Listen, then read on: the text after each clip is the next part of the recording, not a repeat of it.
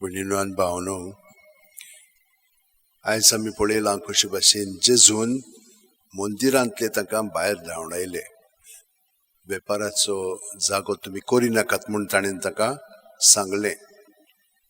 पूण ते मागीर ताका प्रश्न करतना ताणें आनी एक मंदीर ताका दाखयलें. तुमी म्हणटाल्यात वय कुडीचें, आपले कुडीचें मंदीर. हें मंदीर देव हांगसर जियेता. तर दोन, ह्या इगर्जेंत तो आसा, तो म्हजे सोबे आसा. आनी आमी सगळीं जाणां बरोबर जेजूची कूड घडटा. आमी आतां सगळीं हांगसर आहा तितलीं ताचे कुडीचे सांदे आमी. आनी ही एक इगोर्ज, ही एक कूड ताची. ह्या तीन पावण्याचेर आमी सदांच आमचो विचार दवरूंक जाय. पूण पयलें म्हणजे ह्या मंदिरांत आमचे कुडीच्या हांगसरूय खूब चलता न्हय. पळयात आमी कितें चिंता पळय तें. आमी थंयसर तसलोच वेपार करता. हें चिंता, तें करूंक जाय, हें करूंक जाय. भितरल्यान हें सगळें चलता. हें सगळें भायर काडूंक जाय आमी. हें बश्टांक फोन आमी ताचें आसप हा पळय तें. आनी तातूंत आमी सगळोकच आसता. पूण तें कशें काडटले आमी? म्हाका तरी ताणें अशें दाखयलें की जशे भशेन आमी आणयेंतलें उदक भायर उडयतलें की ना, आणयेंतलें सगळें उदकान आसलेलें तें भायर वता. तेच भाशेन जेजू आमचे सगळें प्रत्येक सुस्कारान येता.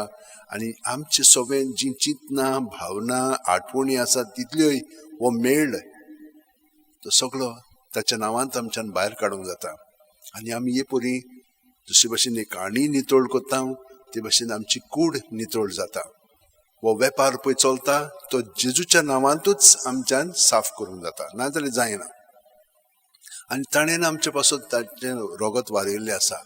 आनी हे परी आमी तर नितळ जायत आनी खरेपणी ताका एकवटान रावत जाल्यार हें मंदिरूय पवित्र जातलें आमकां लागून, आमच्या मागण्याक लागून. पूण तरी पूण आमी पर्यंत तर हे भशेन रावना जाल्यार तो आमचे सोबे आसा. ताका लागून ताची पवित्रताय आमकां मेळटा. आनी हांगसर हजारांनी लोक येता. जो लोक गोंयांत येता तितलोय हांगसर आसता. ह्या दिसांनी कितली खेट हांगसर. हांव तांकां सांगतालों, साद्या दिसांनी जेन्ना आमी नोंद केल्ली तेन्ना एक पुस्तक आमकां पुरो जायनासलो एका दिसाक. 5,000, 7,000, 8,000 इतलो लोक साद्या दिसांनी. आनी जेन्ना सुटी पडटा तेन्ना 20,000 ते 25,000 पर्यंत जावंक शकता. आमी हें करूंक ना, पूण ह्या फुडें करूंक जाय. कित्याक हांगसर कोण येता तो आमी नकळो, कितें चलता तें आमी नकळो. आमी हें मंदीर राखूंक जाय, सांबाळूंक जाय. सगळो लोक येता, गोंया येता तितलोय, गोंयकारांच न्हय, भायलीं सगळीं परदेसांतलीं येतात. तर म्हज्या भयणीनो आनी भावनो, आमकां लागून जेजू हो जागो पवित्र करता. जाका आमी भक्तीन ताका एकवटान रावता आनी ताका लागून हो जागो पवित्र. पूण आमी प्रत्येक जाणां खंयसरूय वचो आमी जेजू काजीर करता. आनी हें जाणो जावंक जाय. ते सिस्टरी पळयात, ती ताची साडयो न्हेसतात ते प्रमाणे मागीर खुरीस घालतात आनी भोंवतात. ती जेजूचेंच रूपकार. आनी आमी सगळीं क्रिस्तांवां वय आमी जेजूक तेच भाशेन हाजीर करता. आमचे गळ्यान कडेन खुरीस नासत, पूण आमी सगळीं जाणां क्रिस्तांव म्हणून आमकां वळखतात. आनी इतली थोडी जावनूय आमकां इतली भियेतात. कित्याक म्हणून भिवंक जाय? आमी फकत मोगाळ मनशां. आनी आमच्या मोगान न्हय, जेजूच्या मोगान आमी एकामेकाचो मोग करता. कित्याक दुसरो मोग तो खोटो मोग, तो चड वगत उगो ना. आनी त्या मोगाक लागून सगळीं जाणां ओड्डफूट जातात. पूण तो मोग आमी जेजूक दितलो की ना, तो मागीर पवित्र मोग जाता. तो जाणो ते कशे भशेन घडोवन हाडूंक जाय. ताका लागून ताचे सगळें हे सगळीं आमची चिंतना आनी भावना धरीत तर आमी पवित्र जातले. आनी हें सगळें मंदीर आख्खी ताची कूड ह्या संवसारांत आसा, आख्ख्या संवसाराक आसा. आख्ख्या संवसाराक हिंचो ना हिंचो ताका पिडापीड दितात. क्रिस्तांवांक दिलें की ना तें ताका जाता. पावलो पळय कशे भशेन जेजूचे कुडीक क्रिस्तांवांक तो पिडापीड दितालो. आनी जेजू ताका भेटलो आनी तो म्हणूंक लागलो, कितें कोत्ताय रे तूं? सायबा आनी कितें केलां?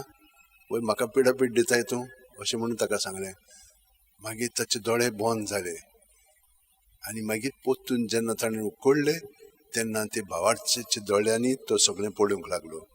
जेजूच्या एकवटान ताका बावतिस्म दिलो आनी जेजू सगळें तो सगळें करूंक लागलो.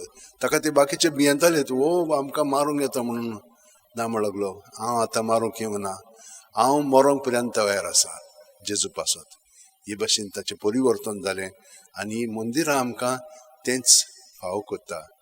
देव आमचो इतलो मोग कोत्ता की तो आमचे सगळे एकामेकाचो मोग कोत्ता आनी ताका लागून आमी ताका जितली चिटकोन रावतल्या तितलो तो आमचे सगळे हें बरेंपण सगळ्या जाणांक दाखयतलो. ही महामंदिरां आसात. जेन्ना पेद्रूक थंयसर आतां वॅटिकन सिटी आसा न्हय थंयसर तें मारल्या उपरांत धाकटुलें कपेल कशें बांदलें.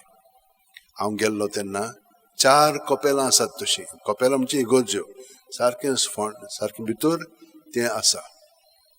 थंयसर वचोंक चडशे जाणांक दिनात. मागीर ताचे वयर आनी एक बांदलेलें आसा, ताचेर आनी एक बांदलेलें आसा आनी मागीर शेकी ही आतां इगोर्ज आसा पळय ती येदी व्हडली इगोर्ज ती 50,000 लोक थंयसर भक्ती करूंक शकता. ते केन्ना 400 वर्सां आदीं बांदलेली आसा पूण तेन्ना बांदलेली पूण तेदी व्हडली नासलेली. हळू हळू ती व्हडली जायत गेलेली आसा आनी मागीर 1516व्या शेकड्यांत व्हडली ती बांदलेली आसा. ब्रह्मांते आनी मायकल एंजलोन ती बांदलेली आसा. तर ती एके वतीन बारोक आर्ट हे भाशेनूच पूण ते आमी तातूंत वचत न्ही. तर आमी हे भाशेन थंयसर ती व्हडल्यो इगोर्ज्यो बांदूंक कॉन्स्टंटायन पळय आसा ताणें स्टार्ट केलें तें आनी ताच्या आदीं म्हण हितून आनीक पापसाहेब आसलेले 1-2 जाण ताणें स्टार्ट केल्लें तें व्हडलें करच्याक. पूण ताणें खरी व्हडली इगोर्ज बांदली. थंयसरूच न्हय पूण सांत पावल थंयसरूय व्हडली इगोर्ज बांदलेली आसा. मागीर ती व्हडली जाली म्हण न्हय पयली सुरवातेक ल्हान आसलेली मागीर ती व्हडली केल्ली आसा. तर ह्या महामंदिराची आमी आठवण करता. त्याच प्रमाणे बाजिलिका गोंयांत इतलें फामाद आसा आनी आख्खी इंडियेक पर्यंत नांवडतें हें नांव ताका मेळ्ळेलें आसा. सगळे जाण जाणत जेजू बाजिलिका कितें पळय तें आनी हांगसर सायबाची कूड आसा म्हणून ती सगळे जाण जाणा. तर आमी मागया आमी खरेपणी हांगसर भक्ती करतना जेजूक आमी चिटकोन रावचें. सगळे जाण आमच्या हात शेवटेन दवरया, दोळे बंद करया. प्रत्येक सुस्कारांत जेजूच्या एकवटान आमी रावया. तो आमकां एकवटन आसा. प्रत्येक सुस्कारांत आमचे कुडींत मनांत आत्म्यान भरोन येता आनी सुस्कार भायर सोडटना तो सगळे आमचे भितर आहा तितलें आपणाचेर ओडून काडटा आनी आमकां सुटका सोडवण बरेपण संतोश दिता. पूण आमी तो ताका हाजीर जायत तें ओदीक आमी अणभवतले आनी ताचे सारकी आमी ओदीक जातले कित्याक आमी ताचे कुडीचे सांदे. जेजू आमी तुका आतां आमचें सगळें जिवीत अर्पिता. त्याच प्रमाणे आमची सगळी मागणी आनी तें सांग. आमेन.